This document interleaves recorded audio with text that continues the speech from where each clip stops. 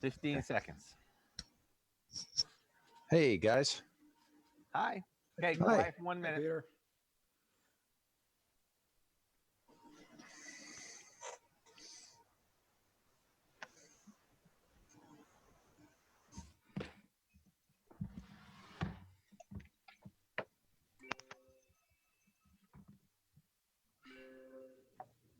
You're watching HCAM TV.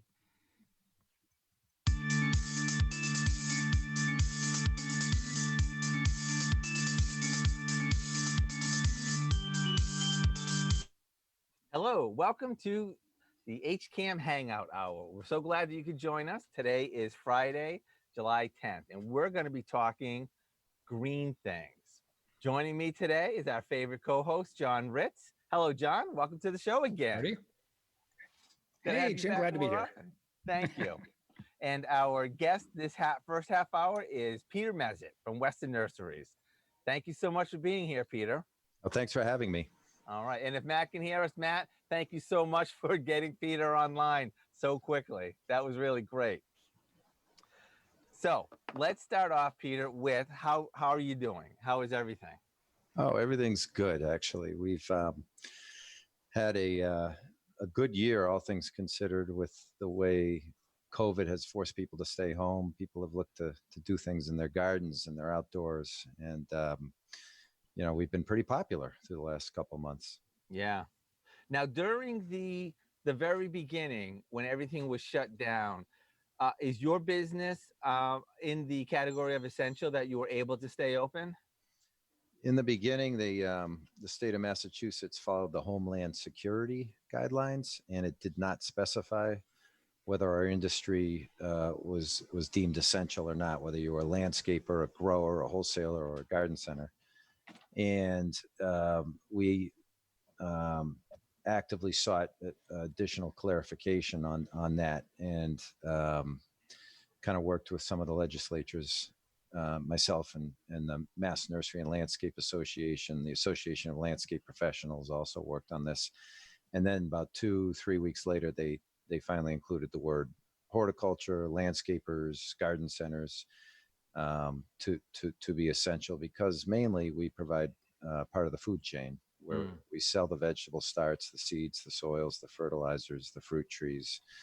So if you had some component of your business that did that, or a pet food component, just like the box stores were allowed to remain essential because they sell a lot of those products too, they finally did the right thing and made the independents essential. Yeah. And I would imagine if that wasn't the case, if you weren't able, it's not as though you just closed the warehouse. You have growing things that need to be cared for and tended. It was a nerve-wracking period, because you got that exactly right. There's a limited window when all the growers' crop is ready. Just like a fruit spoils if you don't put it on the shelves and sell it in a certain period of time. Same with annuals, in particular, annuals and flowers, perennials to some degree. But the whole, dig window on plants, you dig them in the spring, whether it's a shrub or a tree, as well as these other things, you have to bring them to market during a certain period of time, or they'll spoil. Right. How has this season gone as far as weather for your plants? Well, April was interesting. During this whole crisis of whether we were essential or not, we did the curbside pickup. They did allow for that kind of thing, and phone orders. And that's when we ramp up. It was a real rainy month. I don't know if you recall that. April was full of rain. Since then, and we had to stop doing the curbside pickup because May is our busiest month. May, June has been really good weather, actually. We always look for no rain on the weekends. We're getting it tomorrow, but most weekends have been great. And this year, though, it really doesn't matter. People were coming in Mondays, Tuesdays, Wednesdays. It didn't matter. Yeah. Because so many people were at home. It wasn't all about the weekends as much this year, but the weather's been good. If anything, it's been too dry lately. So, Jim, Peter, geez, I'm getting my screen people mixed up. Are people buying more vegetables, more landscape plants, or has it shifted over the season? So I was just looking at our stats from Hopkinton, and where we're up the most is perennials. People like perennials because they come back every year and they tend to look really good when we sell them because they're in flower. Roses are way up. Definitely fruiting plants, whether it's a blueberry shrub or an apple tree, way up. A lot of people doing that. And like you said, vegetable gardens are up as well. But the problem with vegetable gardens has been the supply. A lot of people are staying at home and creating their own food, planting their own vegetable gardens for the first time. And there wasn't enough supply. So we actually ran out. Or normally we have way too many tomatoes in June or July when people stop buying them. We don't have any tomatoes. Even at the end of May, we were low on tomatoes. So I think we would have seen a lot more business if there was greater supply with the vegetables in particular. Do you buy your vegetables from outside, or do you start them in-house in the spring? We don't winter? grow. We're growing our own perennials, Okay. but we don't grow our annuals or vegetables. We buy those in finished. This year we started growing in a big way perennials, and I'm glad we did because that supply chain was tight as well. We grew 20,000 in Hopkinton, and we've sold through half of those already, and they just came ready in mid-June actually. How about bulk materials, mulch and that sort of stuff?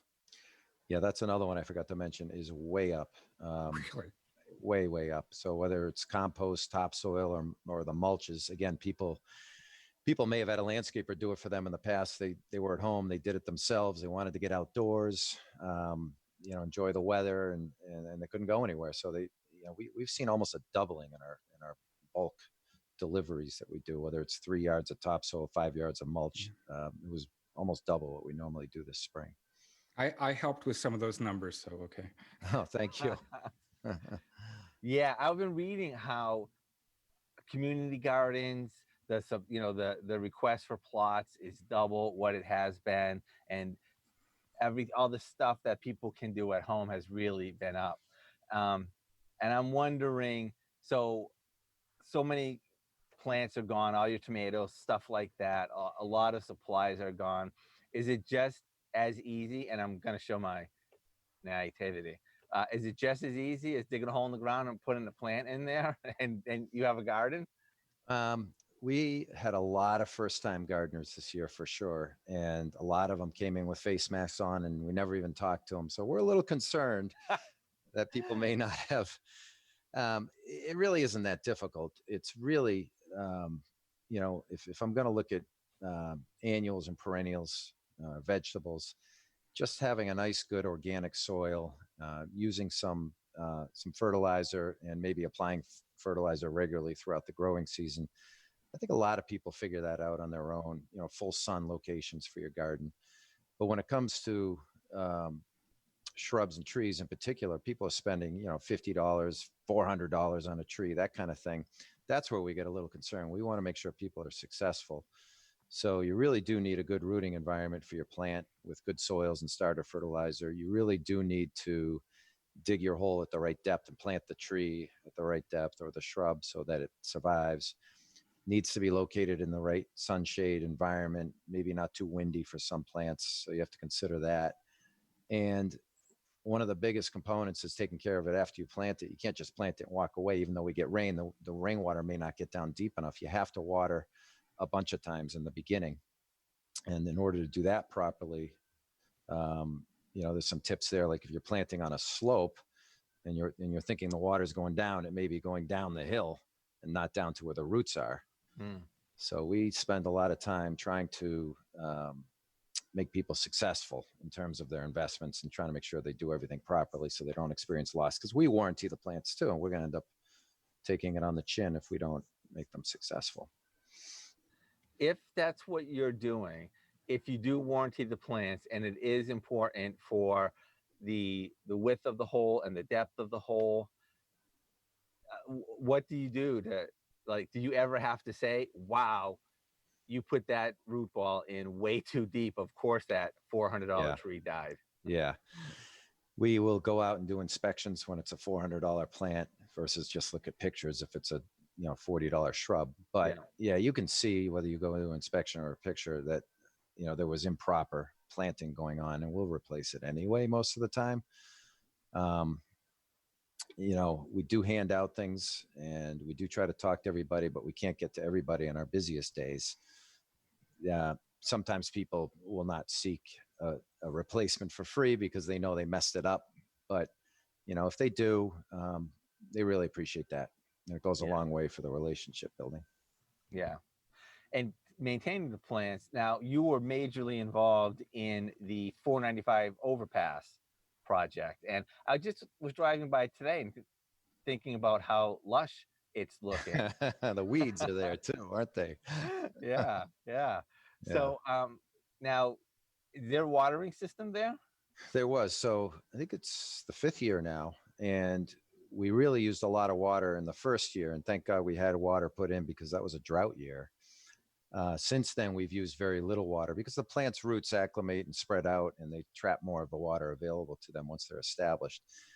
The problem comes when we have to switch out a dead plant on that island. It's hard to get out and you don't want to turn on the whole watering system. We're actually going to be out there on Wednesday to weed the thing. It's getting really weedy. We put weed control down this year and it worked very well.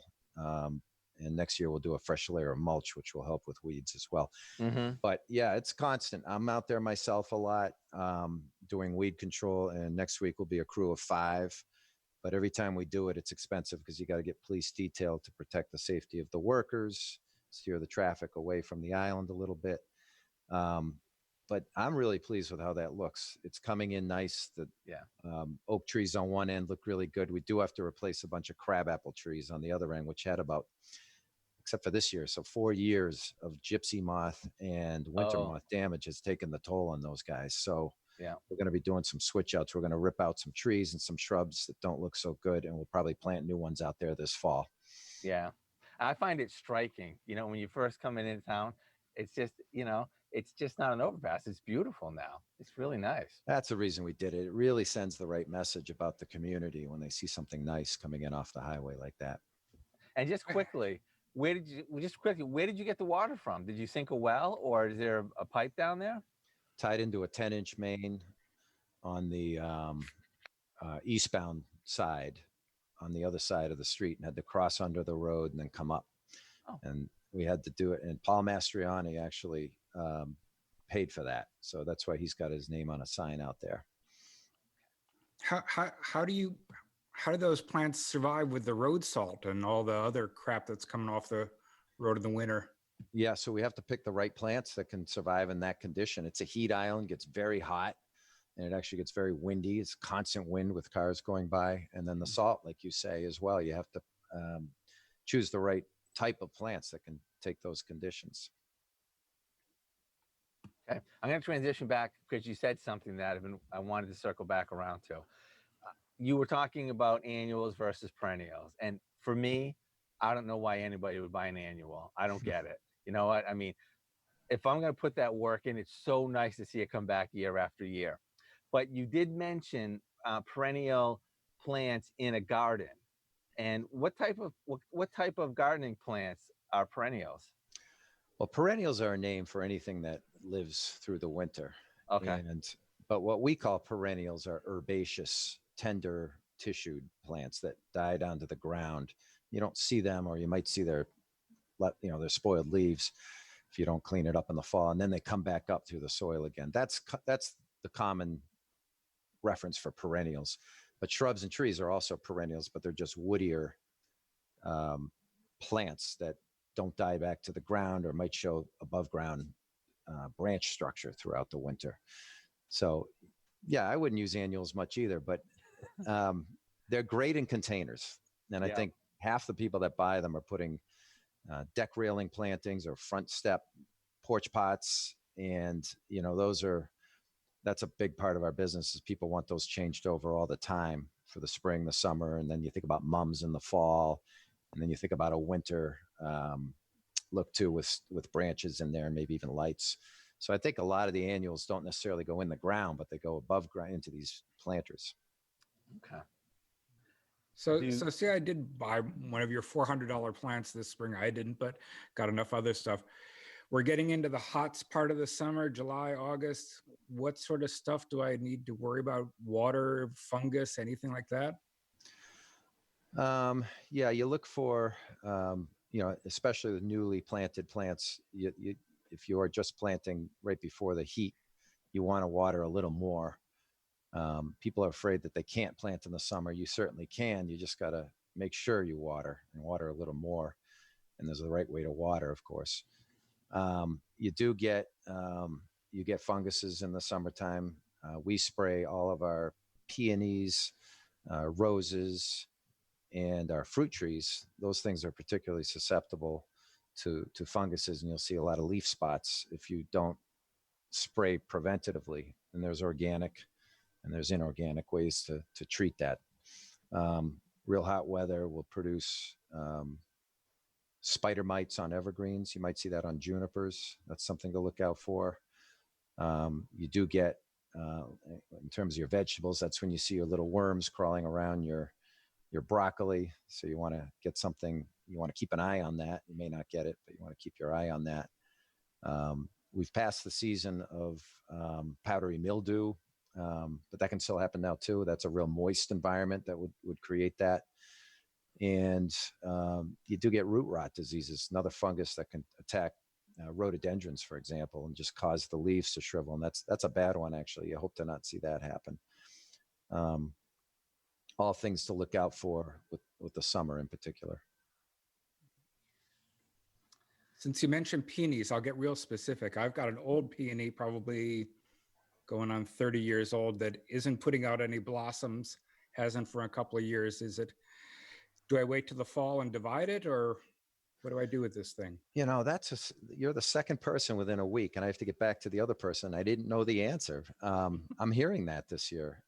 They're pretty reliable bloomers from my experience normally. I don't know why this year would have been a low bloom year for peonies. And you've seen it bloom all other 29 years. No, well, no, the last year or two, it hasn't been putting out much of anything, and it does get sunshine and probably 5 or 6 hours a day. But I'm just thinking it's getting old and needs a maybe it needs to be rejuvenated and divided, like you say. You could try that. You can try using a little phosphorus. Maybe the soil is depleted of phosphorus. Phosphorus is your middle number in your fertilizer, your NPK. So look for a high middle number, and that will promote more bloom growth. You can try that. So when you say divide and rejuvenate, does that just mean cutting a plant in half and then it sparks it up again? Yeah. Yes. So perennials are pretty easy to divide. Most of them you divide in the spring, which I think is the case with a peony. You might be able to do it in the fall. I'd have to look that up. But you're dividing more the roots. So you're digging it up and taking it into pieces. Take a hosta, for example. It's very easy to divide a hosta because they have lots of shoots coming up.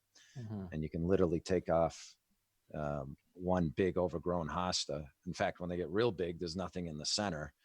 You're only dealing with vegetation around the outside, and it's a good time to divide those. So your peony might be similar with its root structure or be a little tough to divide. I'm not quite sure. I've never divided a peony before. And just by doing that, just by digging it up and separating it, it tells it, hey, like come to life and start flowering again. It might. I'm not so sure how to answer that. Yeah. I think with other perennials that I'm more familiar with in terms of dividing, it does seem to rejuvenate. Like the hosta with the big circle, you plant a new hosta and it's good for years with a tight, continuously filled in circle. Yeah. And some things just get too big, or you want to share it with your neighbors and be a generous neighbor. So that's why people do dividing. You don't always have to remove it. You don't always have to go buy another one when you can divide it. It's a very economical approach. So when I hear you talk, like through these last several minutes that you've been talking about things to do and things to look for, just wondering what type of burden what do you do with an average household? You get like a regular house with some regular plantings. Is it like a weekly chore? Is it a seasonal chore? Like how often should a person be thinking about looking for, I don't know, root rot, or looking for the spots on the leaves, or dividing, like, you know what I mean? If you had to kind of figure it out, like how much, what are you in for? Well, I think most people don't want to do much, and they always, a lot of people come in and asking for a low maintenance landscape just for that reason. Um, but I watch my daughter, for example. She's just fascinated with indoor plants. She's looking for a variegated monstera. She wants to propagate it. So whatever it is, people just get an interest. And in this day of Corona, we've had a lot of people get interested in certain areas. So it's all what you make of it. In general, if you have time, you could spend a lot of time in your yard to make something that's 90% good, 95% good, or 100% good if you want it to be perfect. Yeah. We have a lot of customers that belong to homeowners associations. They're retired. They pay a lot of attention to every single plant, whether it's right around the house or if it's out in the yard somewhere, and they've given me tours and shared their joy and excitement with me. They'll notice things that nobody would normally notice. So that's what I mean by 90% to 100%. It's, you can make things really perfect and figure out what worked and what didn't work and try something new next year. Yeah, that's the one thing with gardening is you got to go for it. You got to just try it. Yeah. And you might fail a few times, but you might do something that just is the greatest thing ever in your mind. Just this color combination or this plant that I discovered that fits in this spot perfectly. Yeah. Are you worried about your plants? And I mean that as there's an explosion of interest in gardening due to coronavirus. Are you concerned that once this is no longer the case, there are going to be a lot of neglected plants out there? Yeah, I hope we gained a lot of new customers that want to now continue to do it, or are more fascinated than upset with the results. I think it's been coming. I mean, we've seen kind of a big realization that your food travels 1,300 miles on average to get here. We just had the Georgia Peach Company come by last week. I cannot tell you the difference in taste that those peaches have versus anything you can find off a shelf. It's not even a comparable thing. I'll never want to eat a peach. Peach are not my favorite fruit, but I have to have the fresh ones. No kidding. They come by with a crate and you pre-order it for $45, and it's like a bushel of peaches. And they are the sweetest, juiciest, best tasting fruit that I can ever imagine. So I think people are coming around to realize that it's not just the peaches, it's the broccoli that you grow, or it's the Swiss chard that you grew very well. And it's better. It's better for you. It's more nutritious. It's organic because most people want to try to grow organic in their own backyards. Yeah. And it's just, it's a discussion. It's an activity too. I mean, I love spring because I get to put my hands in the soil. I just think it's the greatest thing to go out there and do that and get dirty. Yeah. I always tell people, I thank God that he makes people like to do different things, because if he didn't, I would have to grow food for my family, and that would be hard for me. So a lot of recent interest and a lot of stuff going into households and that maybe not have been experienced before. If somebody gets the bug, what advice would you have? Whether it be like a website or a course that they could go to, or where would you kind of point them to for knowledge on this area? Well, yeah, and we are a resource, but we're so busy that oftentimes we don't give the customer enough time for what they want. So other resources, one is the UMass Extension, and they've fallen a little bit behind with COVID this year, but they have something called Hort Notes, Hort, H-O-R-T Notes. People can Google that, and it's a subscription thing that will tell you weekly what's going on in central Massachusetts. They're specific to the region within the state, what insects to look out for, what you should be doing this time of year for maintenance, when you should plant your vegetable garden, certain crops, cold season versus warm season. That's probably one of the better ones is Hort Notes from the UMass Cooperative Extension. And the other things, you could do is you could go to Mass Hort. The Massachusetts Horticultural Society is the oldest one in the country, the oldest horticultural society, and the Worcester County Horticultural Society, which has Tower Hill. Mass Hort has Elm Bank in Wellesley. Become members.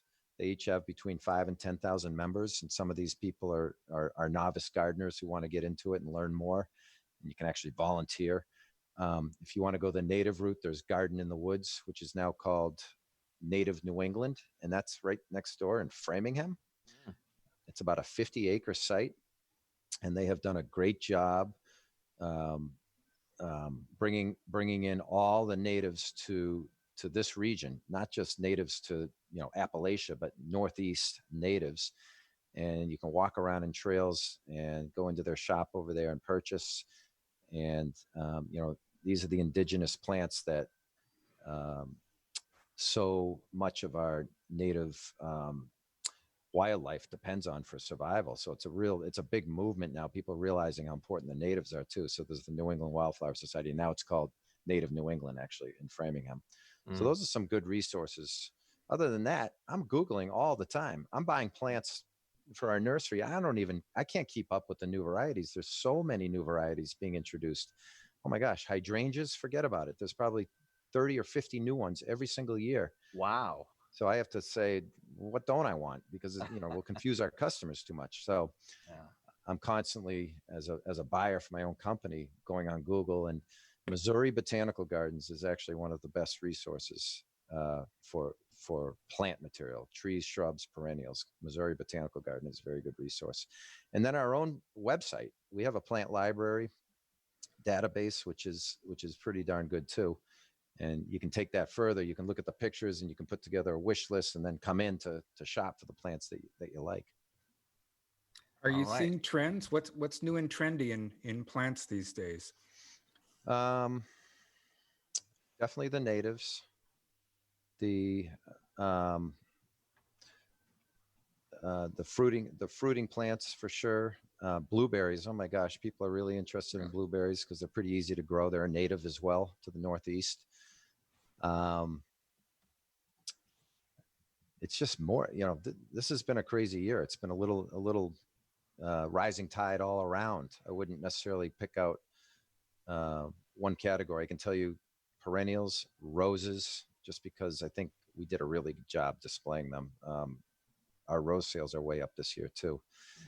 Hydrangeas and roses are the two most popular shrubs, and they have been for about 10 years because there's so many varieties coming out, so many new ones, more disease resistant, colder climate, more tolerable colder climate, and more reliable blooming hydrangeas. And the reason they're so popular is they bloom for so long. So when it comes to our total shrub sales, those two, just roses and hydrangea, are probably about a third of our total shrub sales. Now, is hydrangea the one that it changes color depending on the pH of the soil?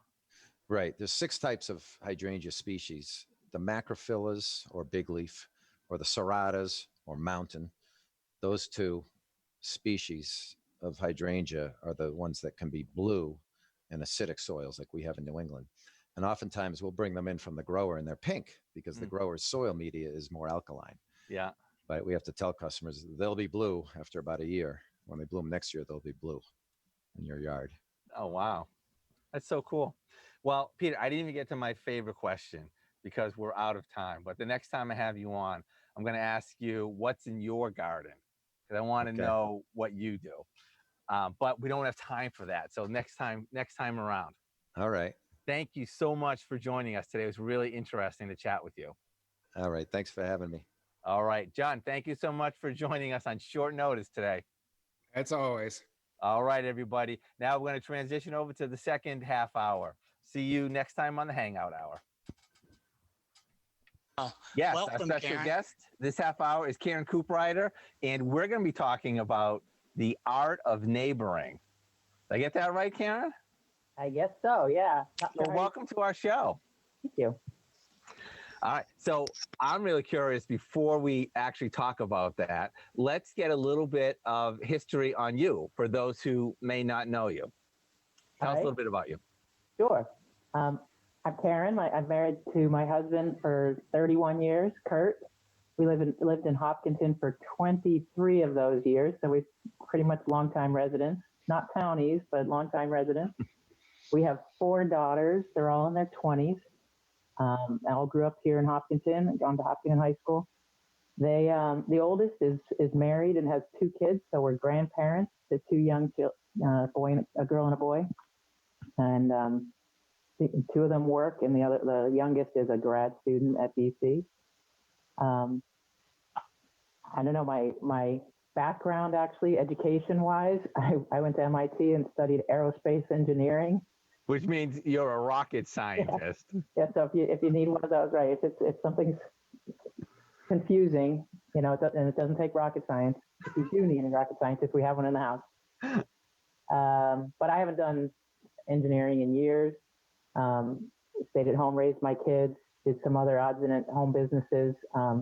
Most recently, about 8 years, I was the youth director at Faith Community Church in Hopkinton. The last couple of years, I've been at home, kind of doing little things here and there. One thing being that it seems interesting to me that neighboring has been a passion of mine, and I've been kind of reading a lot of books in that area and put together a curriculum for groups at our church and done some of that. So hence, I think it's interesting with the COVID situation that it's kind of surfaced at the top of people's awareness. And so it's relevant to today. Yes, absolutely. Now, are any of your kids home with you now, or are they out sheltering home?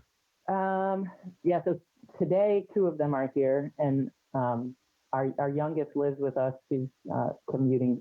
Well, I guess she's virtual now, but she was commuting to BC. And then my second daughter, she and her fiance are living here for a couple weeks. They've been going back and forth between his parents' house and our house. So right now we have 3 20-somethings with us. Yes, yeah. All 3 of our kids are home right now too. Oh, you have them all, okay. Yeah. We also have my parents. We just put an addition on. We have an in-law apartment, and so my parents live here too. Those are our closest neighbors. Wow, that's a full house. Yeah, we don't interact too much with them, especially with COVID. We help with shopping, and we visit maybe once a day just through the door, or out on the front porch if it's a nice day. Mm-hmm. It looks like a nice day today. I didn't expect that. So now I actually don't know about this, but are there any of the businesses that you've dabbled in the past that you can talk about? I'm interested to see what would interest you.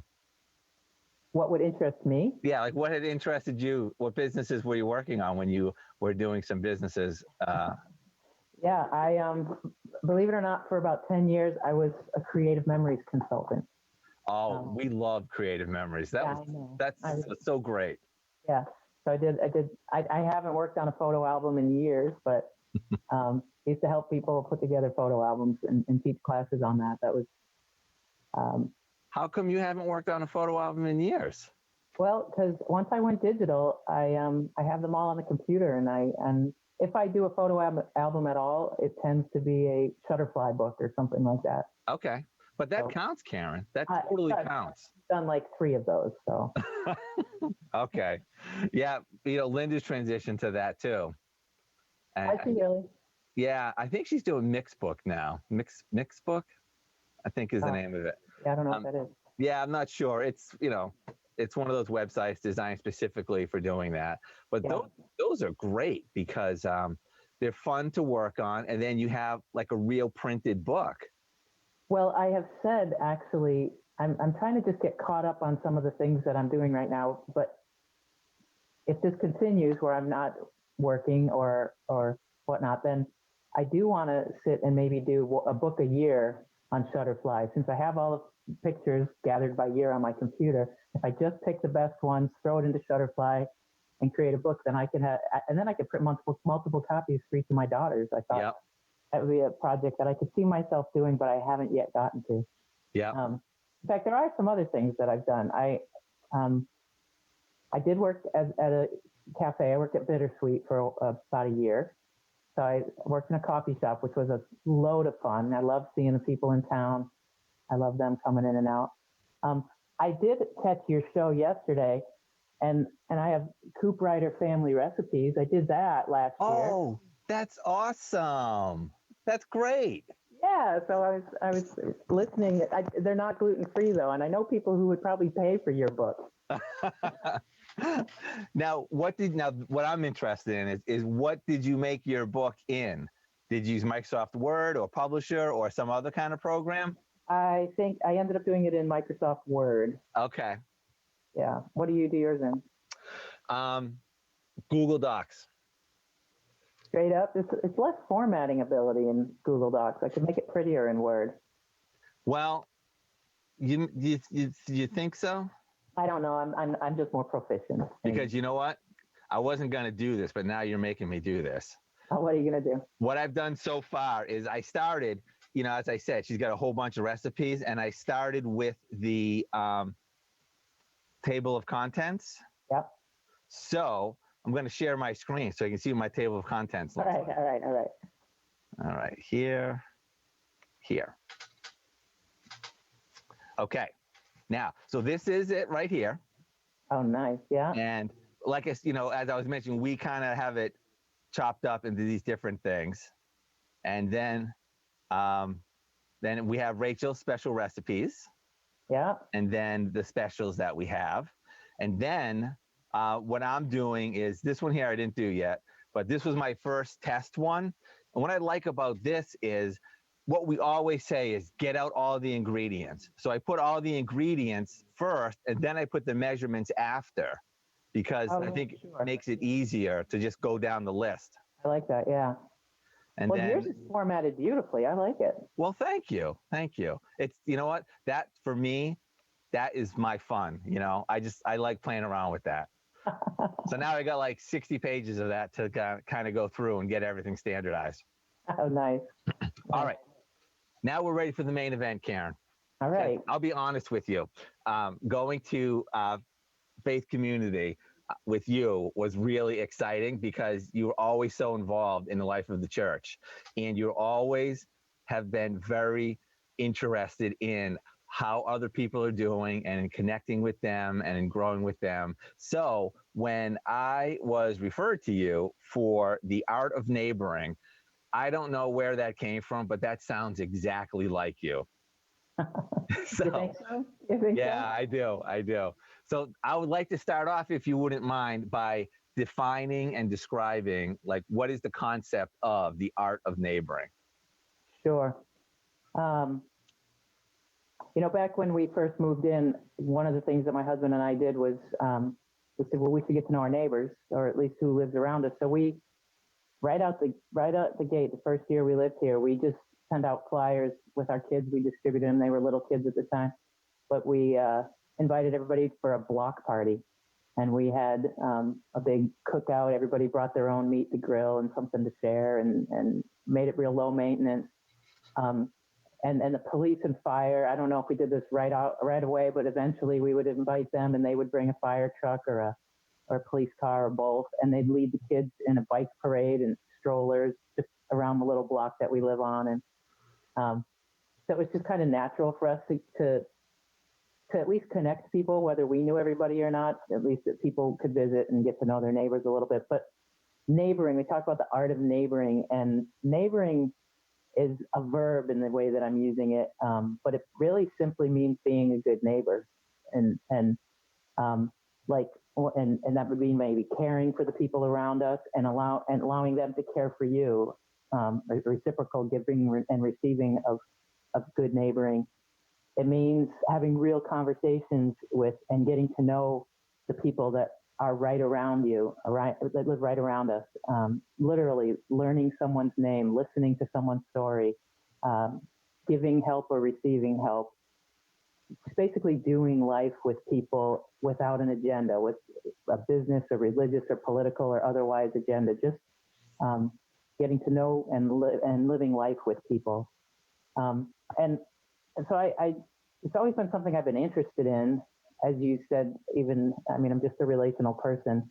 And I'm not necessarily, it's funny, I know all the names of the people that I live around, which not a lot of people do actually. They don't often know the names of the people they live around. And I know some of the stories, but especially when I was working at probably more than full time at the church, I was less connected to my neighbors because we get busy. And that's kind of the way we as a world operate. We tend to get busy and lose touch with people. But since I quit my job, I've been reading a lot, and even actually before then. And I read this book called The Art of Neighboring. It looks like this. And in the book, the mayor of Arvada, Colorado, is meeting with a group of 20 pastors. And one of the things he says that I thought was really wise was he said that the majority of the issues that our community face would be eliminated or drastically reduced if people could just figure out a way to become a community of good neighbors. And he even talks about, like, and I think this is true, that when we have a major crisis or a major situation going on, the first responders are truly our neighbors. If there's an issue and somebody needs help or somebody needs checking on, the relationships that we have with our neighbors are critical, and that actually becomes a first responder situation. But he was speaking to, like I said, a group of Christian pastors, a group of them. And what's interesting in the book is when they heard his words, they immediately thought of that they'd just gotten schooled in their own religion, because when Jesus was asked what the greatest commandment was, his reply was, love the Lord your God with all your heart and soul and mind. And the second is like it, love your neighbor as yourself. Like, he simplified everything. So if you're looking at it from a Christian perspective, Jesus told us the magic formula was to love God and love your neighbors. And they started to ask one another, what if that was literal? What if he literally meant the people that live in the 8 houses around us, and we start there and love our neighbors literally? What would that look like? What would happen if everybody did that in our community and they took this great commandment literally? And so they went with that, and that's what the idea of that book, which struck me because it was right in line with the way I was thinking. Because, you know, like I said, people get busy, but also people get driven by media and fear, and so people our culture, even before coronavirus, was a culture of isolation or loneliness. People, you know, you picture, especially in suburbia where we live in Hopkinton, people come home from work at the end of the day, and you push the button so the garage goes up, drive in, shut the garage, go inside, peace and quiet. If you see if you try to go out and get your mail when nobody's out there, because if somebody's out there, you might have to talk to them. You know, there's this idea of loneliness and isolation, which is elevated because we're ordered to stay home now in this COVID crisis. So I think that one of the worthiest endeavors we could go after is to be good neighbors. In this time especially, really take this seriously and learn to be in relationship with the people around us. If you're like me and you're at home pretty much 99% of the time right now, when I look out any window, the people I see or the homes I see are the closest neighbors, the people that I'm going to probably interact outside my family in my house. Those are the people that I have the opportunity to know. And so I think we're in a unique opportunity if we take advantage of getting to know our neighbors right now in this time, the person next door, the person across the street, the person across the counter if you go into a grocery store or take out food or something. So it was interesting though, because, you know, we engage in physical distancing practices right now. And I think there's one important thing to note a difference between is social distancing and social isolation, because isolation and loneliness are things that negatively impact our whole well-being, mentally, physically. We have far fewer face-to-face interactions right now. And yet at the same time, I know in my neighborhood, there are way more people out walking the neighborhood than ever before. And so there's actually opportunity here, I think, to build connections with people who live near us that can make a big difference in our lives, in their lives, and actually in the town of Hopkinton and in our community. The key, of course, is learning to do that from 6 to 10 feet away. But right, yeah, and this is obviously an unprecedented situation that we're in, and I assume that the book that you read and the thoughts that you're having about it predate this worldwide pandemic. absolutely. So, yeah, so that's interesting. And Bob, I'll be interested in your opinion on this too, because I've always felt that the world is becoming faster and busier, and as technology grows and becomes more convenient, that we carry the whole world in our pocket on the internet. We're so much more connected, but we're always on. I look back to when I was a kid, and I hate to sound like, an old man, but it just seemed like a much simpler time than today's world. And when I say that, I only mean in terms of the amount of busyness, the amount of demands that are happening on us. And it just feels to me like people in today's world are less connected because they're so much busier within their own worlds. Bob, what are you thinking? Well, I think this is, for me, I'm sitting here looking at a 14-inch screen, talking to 3 people, and I'm oblivious to what's happening around me or what's outside me. I think that's a kind of a small microcosm of what's really going on. It's hard to feel connected to the world when you're sitting in a cubicle looking at it on a monitor.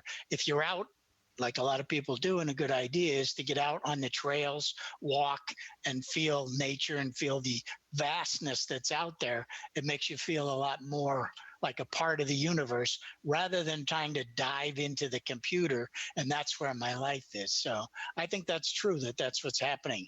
And I'd be interested, Karen, I don't know where you live in town, but when you use the idea of connecting with your neighbors, obviously the whole town are our neighbors, but you've been in the same location for a number of years. Have you seen your neighbors come and go? Has it made it more difficult to maintain that? Yeah, no, that's a great question. For sure, there's been turnover in our neighborhood where probably 50% of the houses have different people living in them now than 23 years ago. And so, and in the middle of our time here, probably for about 10 years, we didn't do these neighborhood block parties, which can have up to a couple hundred people. But and so recently, in the last 5 years, when we started them up again, it's a whole new group of people that is coming, which is really fun to watch if you just step back and kind of watch what's going on as people visit and hang out and children play and kids get to know each other as well that way. But yeah, it's the other thing that's interesting, though, is that the people that you don't know well, that you've lived next to and they've lived here for 20 years as well, those are actually the ones that are harder, because there's an embarrassment or an awkward feeling when you go to somebody and say, so I know we lived next to each other for 20 years, but I don't know your name, and I'm embarrassed to say that. And so sometimes that's an obstacle for people to want to get to know people.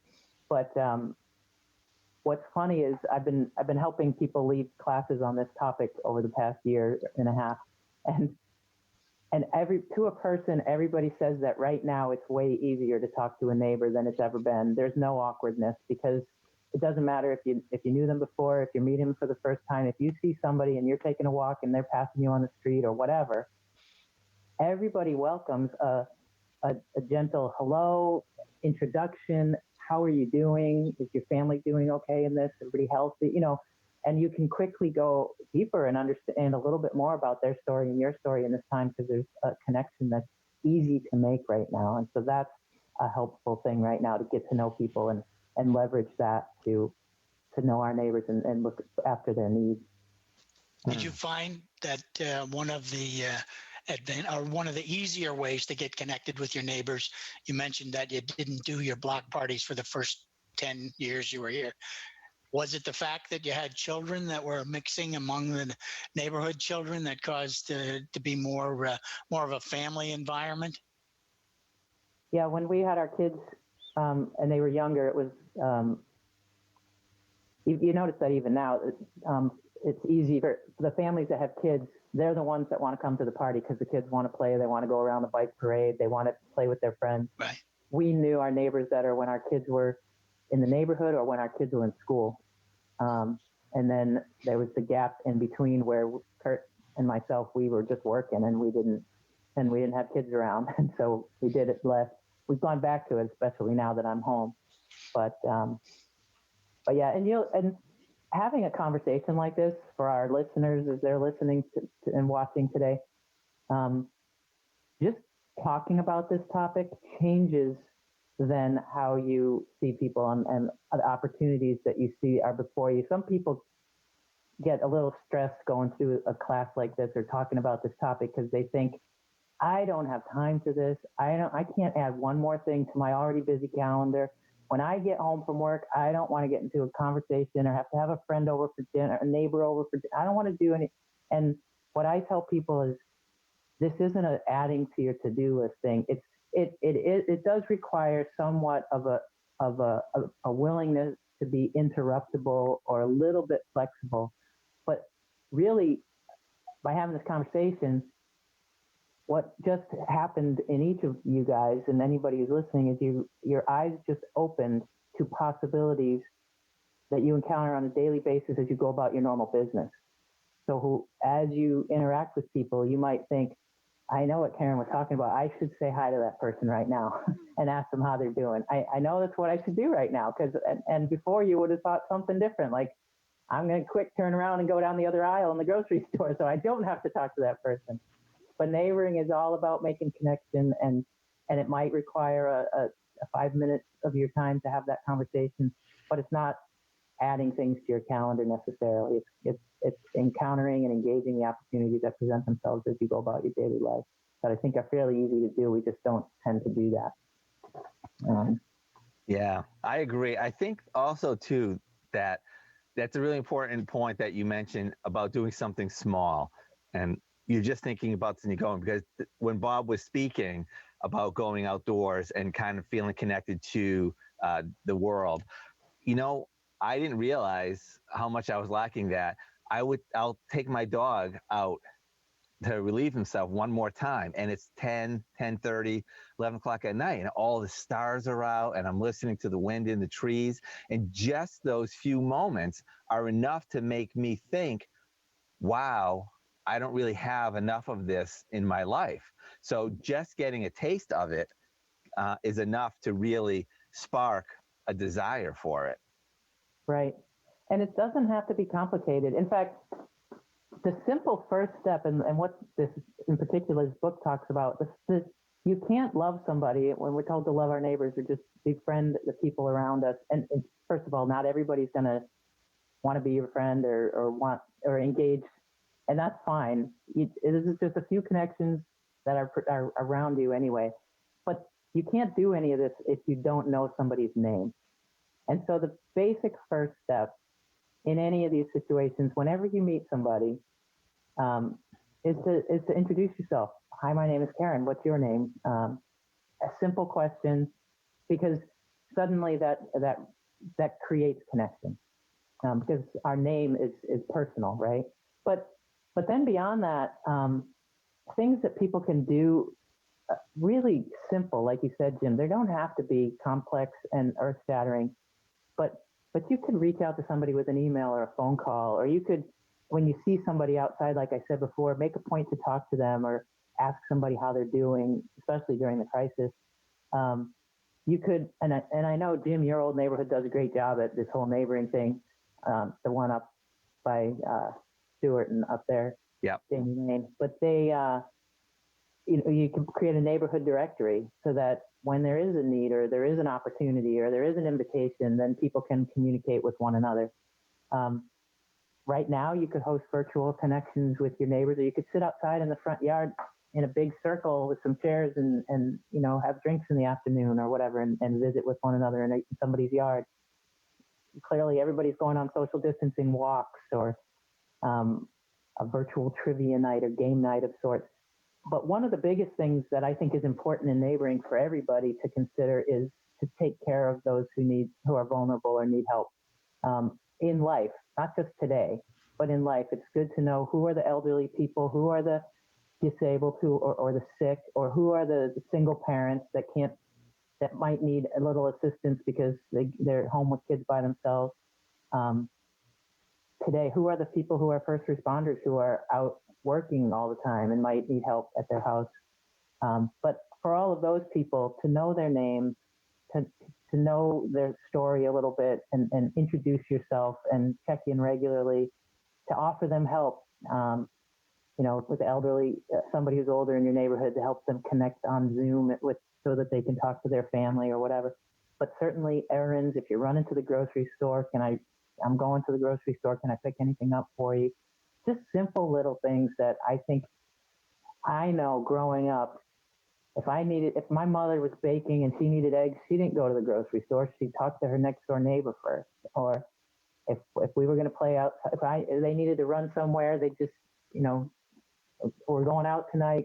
Can you keep an eye on the kids? The kids have your phone number, whatever. It was just this, that was who you did life with. And we've gotten away from that as a society, as a culture. And I think that going back to that would be hugely positive. So that's just what I get excited about. Sure. I agree with that. Our street now, we have an email chain where we, when somebody sees the fox in their backyard, they'll like send out a little picture of it and stuff like that. So that's always really, really nice. One quick question I've been thinking about, Karen, are you a native New Englander? Yes. Yep. I was born in Connecticut, New Britain. I lived there until I was 6, and then I moved to Sturbridge, where I grew up. Oh, well, that's even more impressive for you to be this, because New Englanders are usually so much more reserved than that. Right. So we only have a couple of minutes left, and I think that it's really valuable hearing what you're saying, because I think will spark and connect with people and give them a real opportunity to do some of these things. You had some real concrete examples, way to overcome awkwardness and just introduce yourself with your name, and see people, in the supermarket from a safe distance. Think about people who are first responders. Think about people who may have needs. Those are all really good jumping off points. So in this last minute or so, is there anything else that you can tell us? Maybe an anecdote about something that worked really well for you, or an exciting experience that you had, or any other tips or advice you would give us? Yeah, a couple things the simplest thing that my husband and I did was we moved 2 Adirondack chairs from the backyard to the front yard. And we did this a year and a half ago, so especially when it's nice out, to go sit out in the evening with a beer or whatever, and people walk by, and even if they don't come up from the street, they'll have a conversation with you from the street. And the same goes if you move a grill. We moved our bonfire pit when coronavirus hit. We moved our bonfire pit to the front yard, and we have bonfires at night. And again, the same thing happens. People not only stop in the street and chat with us, but sometimes they'll come and bring a chair and sit around the fire with us. And they're just neighbors who live right around us. So those kind of things are fun. The other thing that I think of that, it's another way to get to know, if you learn people's names, you can draw like a tic-tac-toe board and put the names of the houses of the people that live in those houses. Writing them down is, I think, like anything, it helps you remember it. And if you visually see it, next time you see somebody, you might remember their names. So we call it a block map, just kind of who lives near me, what are their names, maybe a little bit about the details that you're learning as you go, the schools the kids are going to, different where they go to work, or things like that. But from that map too, whether I'm walking or just using that map, I like to go around if I'm not interacting with people and just pray for people. Mm-hmm. Just pray for people and what's going on in their houses and situations, whether I know the situations or not. But I think that connects you to people as well. So that is great. Hey, thank you so much for coming on our show, and I hope that you come back and give us some more thoughts and insights on that. Thanks for having me. All right, you're awesome. Have a great day. Thank you. You too.